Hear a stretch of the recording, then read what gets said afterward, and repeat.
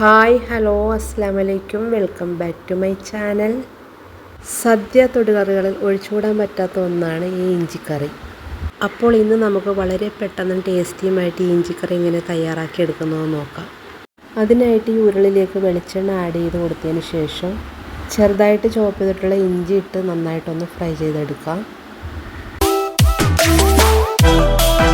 Medium ഫ്ലെയിമിൽ ഇട്ട് ഒരു ഗോൾഡൻ കളർ ആവുന്നവരെ ഇതൊന്ന് ഫ്രൈ ചെയ്തെടുക്കാം. ഈ ഇഞ്ചിയുടെ കളറൊന്ന് ചേഞ്ചായി വരുമ്പോഴത്തേക്ക് ഇതിലേക്ക് കട്ട് ചെയ്ത് വെച്ചിരിക്കുന്ന 3-4 പച്ചമുളക് ഇതിലേക്ക് ചേർത്ത് കൊടുക്കാം. ഇതും കൂടി ചേർത്തതിന് ശേഷം നല്ലതുപോലെ ഒന്ന് ഫ്രൈ ചെയ്തെടുക്കാം. വീഡിയോ കണ്ടുകൊണ്ടിരിക്കുന്ന സമയത്ത് നിങ്ങൾക്ക് ഇഷ്ടപ്പെടുകയാണെങ്കിൽ ആ ലൈക്ക് ബട്ടൺ ഒന്ന് ക്ലിക്ക് ചെയ്യാൻ മറക്കരുത്. കൂടാതെ ചാനലും കൂടി സബ്സ്ക്രൈബ് ചെയ്ത് സപ്പോർട്ട് ചെയ്യണേ. ഇപ്പം എന്താ ഇഞ്ചിയൊക്കെ നല്ലതുപോലെ ഒരു ഗോൾഡൻ കളറായി വന്നിട്ടുണ്ട്. ഇതിപ്പോൾ നന്നായിട്ടൊന്ന് ഫ്രൈ ആയി വന്നിട്ടുണ്ട്. ഇനി എണ്ണയിൽ നിന്ന് കോരി മാറ്റി വെക്കാം. അതിനുശേഷം നമുക്കൊരു മൺചട്ടി വെച്ച് കൊടുത്തതിന് ശേഷം ഫ്രൈ ചെയ്തതിൻ്റെ ബാക്കി എണ്ണ ഇതിലേക്ക് ഒഴിച്ചു കൊടുക്കാം. എണ്ണ നല്ലതുപോലെ ചൂടായതിന് ശേഷം ഇതിലേക്ക് കുറച്ച് കടുക് ഇട്ട് പൊട്ടിക്കാം.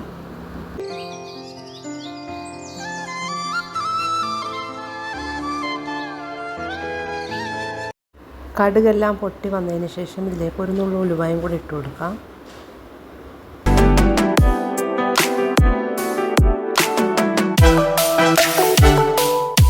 ഇനി 2 പച്ചമുളകും കൂടി ഇട്ട് കൊടുക്കാം ഇതിലേക്ക്.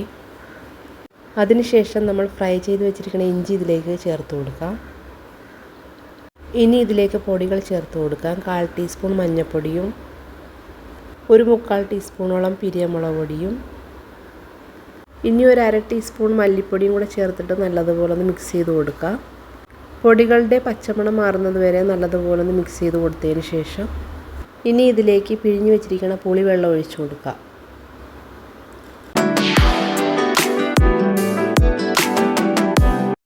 ഇനി ആവശ്യത്തിന് ഉപ്പും കൂടെ ചേർത്തതിന് ശേഷം നല്ലതുപോലെ ഒന്ന് മിക്സ് ചെയ്ത് കൊടുക്കാം. അതിനുശേഷം ഇതിലേക്ക് കുറച്ച് ശർക്കരയും കൂടി ചേർത്ത് കൊടുക്കാം. സ്വല്പം കായപ്പൊടിയും കൂടി ഇതിലേക്ക് ചേർത്ത് കൊടുത്തതിന് ശേഷം നല്ലതുപോലെ ഇതൊന്ന് തിളപ്പിച്ചെടുക്കാം. ഇപ്പോൾ ഇത് നല്ലതുപോലെ തിളച്ച് ഒന്ന് കുറുകി വന്നിട്ടുണ്ട്. ഈ ഒരു കൺസിസ്റ്റൻസിയിലേക്ക് വന്നു കഴിഞ്ഞാൽ നമുക്ക് ഫ്ലെയിം ഓഫ് ചെയ്യാം. അപ്പോൾ നമ്മുടെ ടേസ്റ്റി ആയിട്ടുള്ള ഇഞ്ചിക്കറി ഇവിടെ റെഡി ആയിട്ടുണ്ട്. അപ്പോൾ എല്ലാവരും ഒന്ന് ഇതുപോലെ ഒന്ന് ട്രൈ ചെയ്ത് നോക്കുക. പുതിയൊരു വീഡിയോ ആയിട്ട് വീണ്ടും കാണാം. Thank you for watching.